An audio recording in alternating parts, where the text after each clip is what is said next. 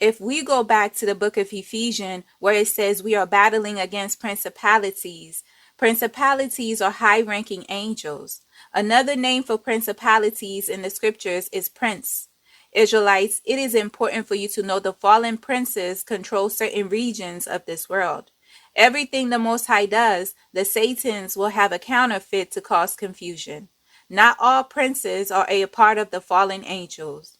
The word of the Most High often refers to the high-ranking holy angels as prince.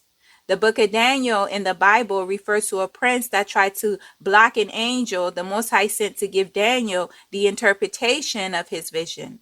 The holy angel Michael, also identified as a prince in the scriptures, had to assist the angel sent to Daniel to defeat the prince of Persia to get the message to Daniel.